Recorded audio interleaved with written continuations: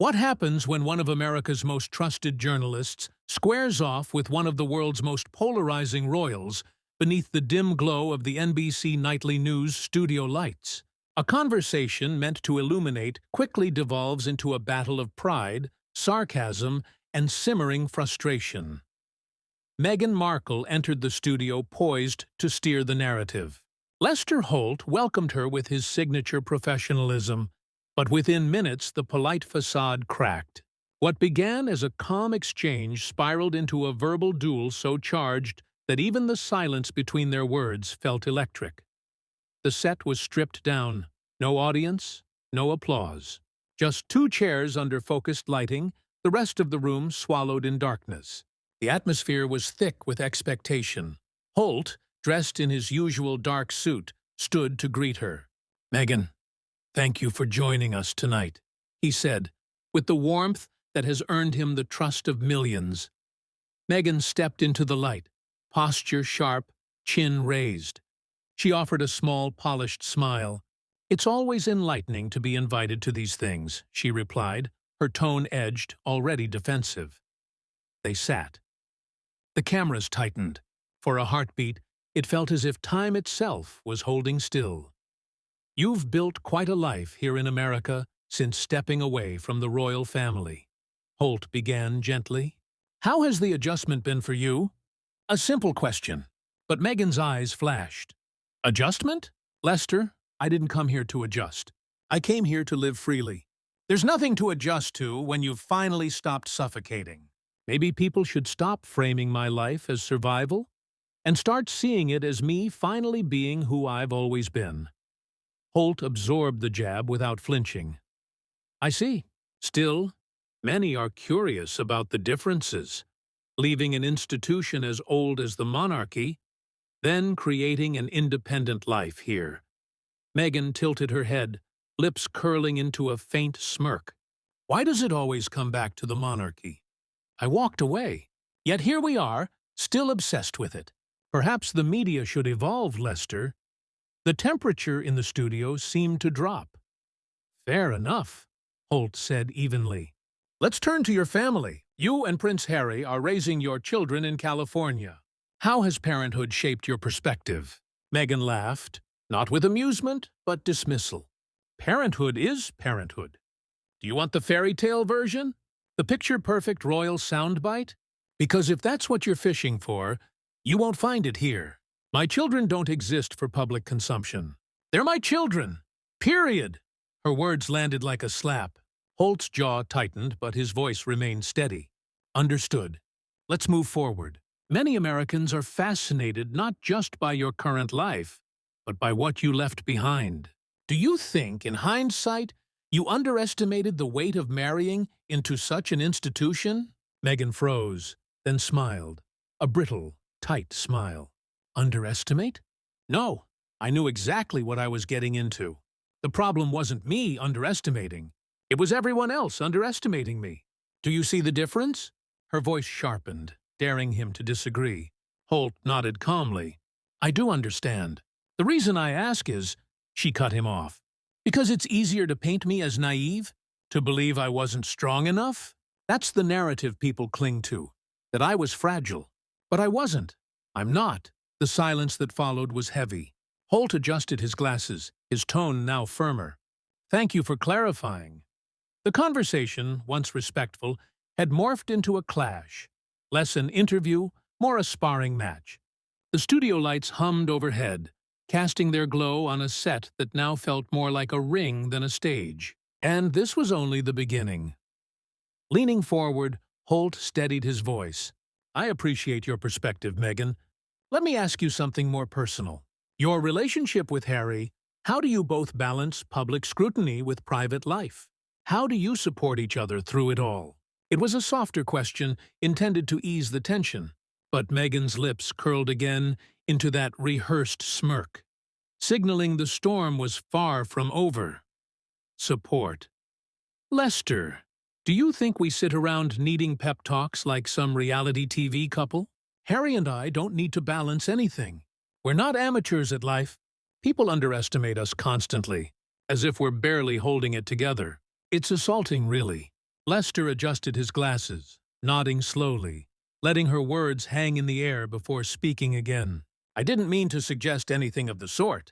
I suppose I was asking in the sense of, well, many couples find strength in sharing their challenges, and viewers at home might relate to that.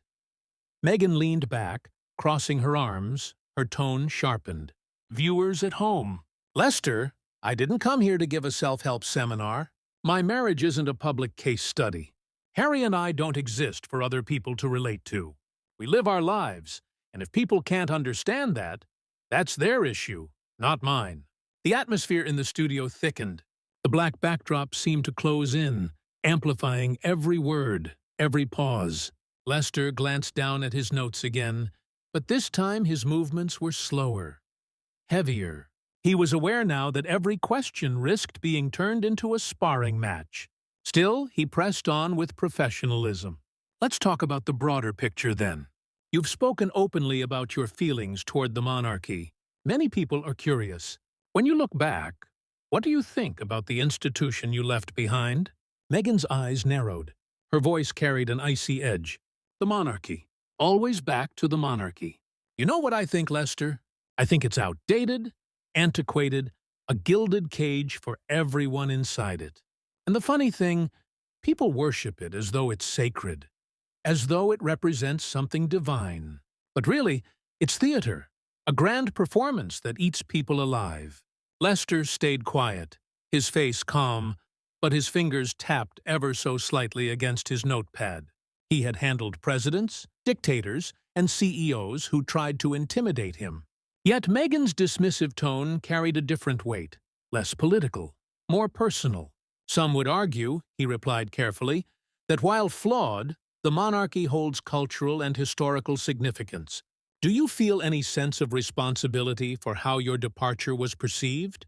Meghan let out a sharp laugh, the kind that dripped with condescension.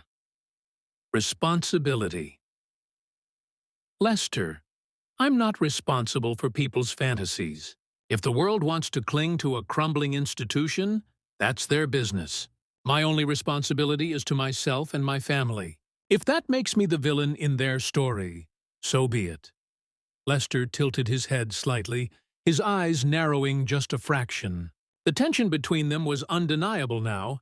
His professionalism kept his tone even, but his patience was thinning. I understand your frustration, but do you ever think that the way you communicate your experiences comes across as dismissive to those who have admired you? Meghan straightened, her gaze hardening. Dismissive? Or perhaps people simply don't like hearing the truth. I'm not here to be palatable, Lester. I'm not here to make everyone comfortable. If honesty makes people uncomfortable, maybe they should reflect on why. For a moment, silence filled the studio. The kind of silence that wasn't just empty air, but thick with electricity. Lester exhaled slowly through his nose, nodding as though absorbing the blow. He decided to pivot again. Let me ask you this. Your late mother-in-law, Princess Diana, remains a deeply beloved figure worldwide. Many people draw parallels between her experiences and yours. Do you feel a connection to her legacy? The question landed like a stone in the water. Meghan's jaw tightened. She leaned forward slightly, her eyes flashing. Diana's legacy doesn't need to be dragged into every conversation about me. It's disrespectful to keep using her name like a prop. I am not Diana. I never claimed to be, and frankly, the comparisons are lazy. She deserves better than that. Lester blinked, taking in her words. His voice remained steady, but there was an edge now. I didn't mean to imply you were her replacement. I was asking whether you feel a connection, given how she too dealt with intense media scrutiny. Meghan's tone grew colder still. Connection? Lester, do you want me to sit here and cry for the cameras, just so you can splice together a narrative? That's not going to happen. I don't need to exploit someone else's tragedy to validate my own story. The words hit hard. Lester's lips pressed into a thin line. He leaned back, his hands folded neatly on his lap, his calm demeanor holding, but only just. The interview had begun like a professional conversation. Now it felt like a duel. Meghan's sharp retorts weren't just defensive. They were designed to sting. And though Lester's patience was legendary, the cracks in his composure were beginning to show. The studio lights hummed louder, or perhaps it only felt that way. The black backdrop behind them seemed to swallow the room, turning the interview into a spotlighted battlefield. This wasn't just journalism anymore. It was confrontation, and everyone watching at home could feel it. The air in the studio felt denser now, as though the black backdrop itself was leaning in to witness what was unfolding. Lester Holt shifted slightly in his chair, keeping his posture tall and his expression measured. His voice remained calm, but his questions carried sharper edges now, designed to cut through Meghan's walls of arrogance. "Meghan," Lester began, "many people admired the courage it took to step away from the royal family. But they also noticed that you and Harry continued to live a very public life. Netflix deals, interviews, memoirs. Some say it looks less like an escape from the spotlight and more like a rebranding within it. How do you respond to that?" Meghan's lips pressed into a file that didn't touch her eyes. Her response came quickly, dripping with disdain. "Rebranding? That's such a tabloid word, Lester. I'm not a product on a shelf. I don't owe anyone silence just because I walked away from an outdated institution. If people can't handle the fact that I chose to tell my story on my terms, that's their problem, not mine." Lester nodded once slowly, but pressed further. "But when you make your story public, doesn't it become open to scrutiny? To accountability?" Her eyes narrowed. "Accountability? Interesting word. It always seems to mean holding me accountable. Never the people or the system that harmed me. Isn't that convenient?" There was a sting in her words, but Lester kept his composure. His voice, though, carried more weight now. Accountability works in both directions. When serious accusations are made against an institution, it's fair to ask questions about the person making them, too. Don't you think that's part of honest conversation? Meghan leaned forward, her chin lifted defiantly. "Honest conversation. Lester, this isn't honesty. It's interrogation. I came here thinking NBC wanted to talk about my work, my projects, my advocacy. Instead, I'm dragged into the same tired cycle. Monarchy, Diana, accountability, blah, blah, blah. Maybe the press needs to be held accountable for its obsession." The words hung heavy. Lester blinked, letting the silence stretch. The way a veteran anchor knows silence can be louder than a question. Finally he spoke, his tone calm, but firmer than before. "I think our viewers would argue that these questions aren't an obsession. They're context. They're part of your story, whether you want them to be or not." Meghan scoffed, a sharp laugh echoing through the empty studio. "Context? Or maybe it's just laziness. It's easier to recycle the same narratives than actually talk about who I am now. But perhaps that's too much to ask, isn't it, Lester?" For the first time, a flicker of irritation passed over Lester's face. It was subtle, just the tightening of his jaw, the slight narrowing of his eyes. But it was there. He straightened in his chair, his voice even lower now. "I've interviewed world leaders, activists, survivors of tragedies. They didn't dismiss questions as laziness.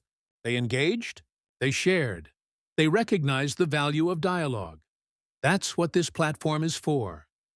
Meghan's tone sharpened even more. "Oh, so now I'm being compared to them. You expect me to perform gratitude for the chance to sit here? I don't need this platform, Lester. I'm not desperate for NBC's validation." The tension was now suffocating. The hum of the light seemed louder, the shadows on the black backdrop deeper. Meghan's every word came out clipped, defensive, coated in arrogance. Lester's restraint was visibly thinning, though his professionalism still kept him tethered. He chose his next question carefully, his voice quieter, but with an unmistakable gravity. "Let me ask you about your husband, then. Many people admire Prince Harry's willingness to leave the institution with you. But there are those who say he sacrificed more than you did. His family, his role, his country. How do you see his journey?" Meghan's eyes flashed, her back stiffening. "Harry made his choice because he's strong enough to stand by me. Don't make it sound like I dragged him. He's not some poor little prince who got led astray. He's a man who saw the truth and acted on it. If people can't respect that, it says more about them than us. Lester leaned back slightly, his expression tightening. Do you ever feel that your voice overshadows his? That sometimes people see your story as dominating his? That hit a nerve. Meghan's face hardened, her tone icy over shadows. Maybe people just aren't used to a woman being the center of the narrative instead of the silent accessory. Maybe the real issue is that people can't stomach the idea of a woman leading her own story. Her words rang out like a challenge, filling the empty studio with tension so thick it was almost visible. Lester inhaled deeply, his patience nearly spent. He spoke slowly, deliberately. I don't think anyone questions your right to your own story. What people struggle with is the contradiction, rejecting the monarchy while profiting from its legacy, demanding privacy while signing deals that put your private life on display. These contradictions matter. Meghan shot back instantly, her voice rising. Contradictions? Or maybe complexity? But of course, nuance doesn't sell, does it, Lester? You'd rather box me into the villain role because it makes for good television. For the first time, Lester's calm veneer cracked. His brows furrowed, his lips pressed into a firm line. He didn't interrupt, but the silence afterward was colder than any words. The studio felt like it was on the edge of explosion. Meghan sat rigid, her expression one of defiance. Lester's composure was still present, but his patience was hanging by a thread. This wasn't just an interview anymore. It was a collision course, and everyone at home watching could sense it. The breaking point was coming. The studio was silent, but tense, as if the black walls themselves were holding their breath. Lester Holt sat upright, the seasoned calm of a veteran journalist still in place. But beneath the surface, cracks had formed. Across from him, Meghan Markle leaned back on the white sofa, her posture commanding, her chin raised in a defiant angle that spoke louder than any words. Lester cleared his throat softly, trying one last time to restore balance. His voice was steady, professional. Meghan, I want to be very clear. This isn't an ambush. These questions come from a place of accountability, something you've often spoken about yourself. So let me ask directly. Do you believe the choices you and Harry have made have brought you closer to the kind of peace you've often said you wanted? Meghan's laugh cut through the studio like broken glass. It was short, sharp, dismissive. Peace? She echoed. I don't think peace is something the media even understands. And frankly, Lester, I'm not here to satisfy the curiosity of people who've made a career out of dissecting me. Peace is mine, whether anyone else chooses to recognize it or not. Her words were laced with superiority, each syllable like a slap. Lester nodded slowly, his jaw tight. He glanced down at his notes, then back up, his tone firmer now. Yet here you are on another program in another interview. Some might say a piece was truly yours. You wouldn't feel the need to constantly return to the spotlight. For the first time, Meghan's mask slipped, her lips pressed into a hard line, her eyes narrowed. And some might say, you're proving exactly why people like me need to speak. Because otherwise, all we hear are the same recycled headlines from people like you. The remarks struck like a spark on dry kindling. Lester exhaled slowly, set his cards aside and leaned forward. His voice dropped low but edged with steel. Enough, Meghan. I've tried to give you space. I've tried to keep this respectful. But the arrogance, the dismissiveness, the way you've spoken tonight. This isn't just difficult, it's insulting. Not to me, but to the viewers who expected honesty instead of hostility. The words landed heavy. Meghan blinked, clearly not expecting Lester to break form. For a heartbeat, silence stretched. Then she spoke, her voice sharp. Insulting, Lester? What's insulting is being dragged through the mud year after year, and then being told I should sit here and smile politely while you question my every word. I don't need this. Lester's voice rose, not in volume, but in authority. cutting through the room with the kind of gravity that left no space for argument. No, Meghan, what you don't need is to treat every legitimate question as an attack. What you don't need is to keep pretending you're above accountability. You say you despise the monarchy, but you've built your entire platform on the fame it gave you.